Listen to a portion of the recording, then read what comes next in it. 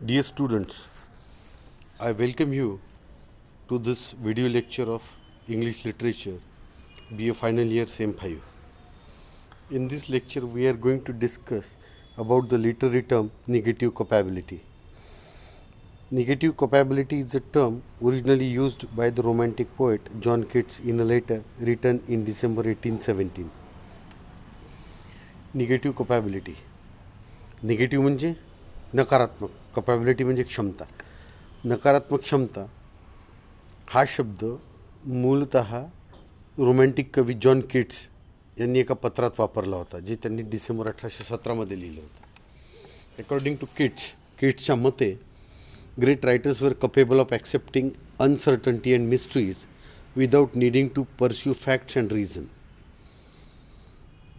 किट्सच्या मते महान लेखक जे होते ते सक्षम होते कशासाठी की ते अनिश्चितता आणि रहस्य सहज ॲक्सेप्ट करायचे, ना त्या सत्याचा शोध घ्यायचे ना कारणाचा शोध घ्यायचे. ते सरळ ॲक्सेप्ट करून घ्यायचे की हे रहस्य आहे आणि ही अनिश्चितता आहे, कोणताही शोध न घेता. He refer to this ability as their negative capability.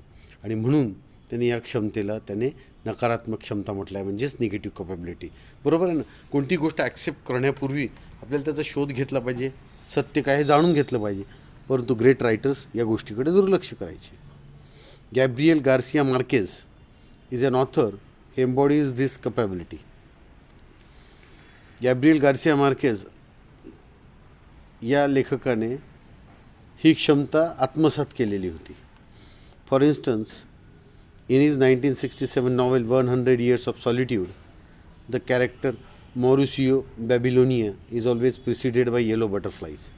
याचं उदाहरण द्यायचं झालं ते गॅब्रिएल गार्सिया मार्केजने एक नॉवेल लिहिलं होतं 1967मध्ये. त्या कादंबरीचं नाव आहे 100 Years of Solitude, म्हणजे एकांतवासाचे 100 वर्षे. तर ते कॅरेक्टर दाखवलं मॉरिसिओ बॅबिलोनिया. नेहमी त्या कॅरेक्टरच्या मागे पिवळे फुलपाखरं फिरताना दाखवले. The author provides no explanation or reasoning for this event. या घटनेसाठी लेखकाने कोणतंही स्पष्टीकरण दिलं नाही, कोणतंही कारण दिलेलं नाही. Living it a mysterious element of the novel. आणि यामुळे काय झालं आहे, त्या कादंबरीचा एक तो रहस्यात्मक घटक होऊन गेलेला आहे. बटरफ्लाय फिरतात पिवळे त्या कॅरेक्टरच्या मागे, परंतु का फिरतात, कसे फिरतात, कारण काय हे काहीच सांगितलेलं नाही. याला म्हणायचं निगेटिव्ह कॅपेबिलिटी. म्हणजे ते रहस्य त्याने लेखकाने असं सहज ॲक्सेप्ट केलेलं होतं. Negative capability can often be seen employed in literature in the form of open endings, unexplained occurrences, as with the example of the yellow butterflies, or even an absence of details in world building. Negative capability आपल्याला नेहमी दिसते साहित्यात वापरलेली. एक तर ही open एंडिंगच्या स्वरूपात असते, म्हणजे एंडिंग आपल्याला पूर्णतः विशद करून सांगितलेलं जात नाही. अनएक्सप्लेन ऑकरन्सेस, अशा काही घटना असतात ज्याचं काहीही स्पष्टीकरण नसतं. जसं उदाहरण पाहिलं आपण पिवळ्या फुलपाखरांचं. किंवा एखादं जग उभं करायचं असेल, एखादी सेटिंग उभी करायची असेल, तर त्यात ते डिटेल्सच टाकायचे नाही. नुसतं ती एक जागा दाखवून द्यायची, त्या जागेचा उल्लेख करायचे, त्याची काहीही माहिती द्यायची नाही. त्यामुळे लेखक काय करायचं, एक रहस्यात्मक एलिमेंट सोडून द्यायचं. आणि यालाच म्हटलं जॉन किट्सने negative capability. However, uncertainty need not be limited only to the elements of a story. आणि म्हणून अनिश्चितता जी आहे ही कधीही त्या कथेच्या घटकापुरती मर्यादित ठेवू नये. In some cases even the very premise of a story can be unexplained and puzzling. काही काही केसेसमध्ये जी थीम असते, एखाद्या कथेची संकल्पना असते, ती कधीकधी विशद करून सांगितली जात नाही आणि ती आपल्याला गोंधळात टाकते. This is what happens in waiting for Godot 1953. आणि हे घडतं. वेटिंग फॉर गोडॉट नावाचं एक नॉव्हेल आहे 1953मध्ये लिहिलेलं. नाटक आहे हे, नाटक आहे हे, नॉव्हेल नाही. नाटक लिहिलेलं आहे, प्ले बाय सॅम्युएल बेकेटने लिहिलेलं आहे. Which tells the story of 2 characters awaiting the arrival of someone called Godot. जे आपल्याला 2 पात्रांबद्दल सांगतं. ते वाट पाहत आहेत. एक पात्र आहे गोडॉट नावाचं, त्याची वाट पाहता येते. सुरुवातीपासून शेवटपर्यंत ते वाटच पाहत दाखवलेले आहे. त्या नाटकात बाकी काहीच घडत नाही, नुसतेच वाट पाहताना दाखवलेले आहे ते. Throughout the play there is no elaboration as to who Godot is. पूर्ण नाटकात कोणतंच वर्णन नाही गोडाट कोण आहे और why this characters are waiting, किंवा हे पात्र त्याची का वाट पाहत आहे, काहीही त्यांचं वर्णन नाही. Though the very basis of the story is the fact that they are both waiting for this unknown Godot. आणि तरीही मुख्य आधार काय आहे त्या कथेचा, सत्य परिस्थिती काय आहे की हे दोघंही त्या गोडाटची वाट पाहत आहे. यालाच म्हणायचं निगेटिव्ह कपॅबिलिटी. का वाट पाहत आहे काही स्पष्टीकरण नाही.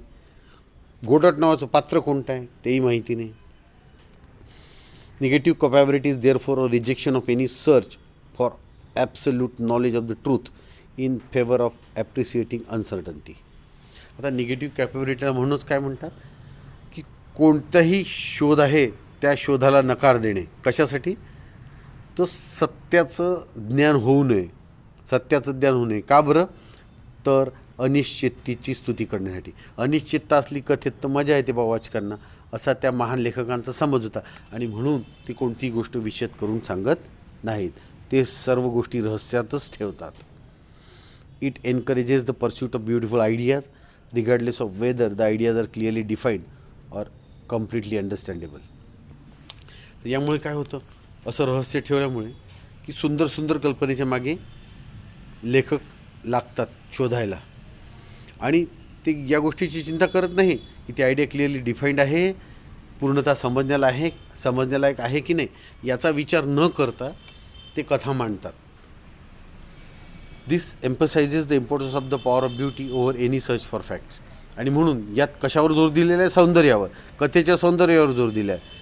सत्य परिस्थिती शोधण्यावर जोर दिलेला नाही, नुसतंच वाचकाला सस्पेन्समध्ये ठेवायचं. With negative capability comes an assumption of the presence of beauty even in uncertainty.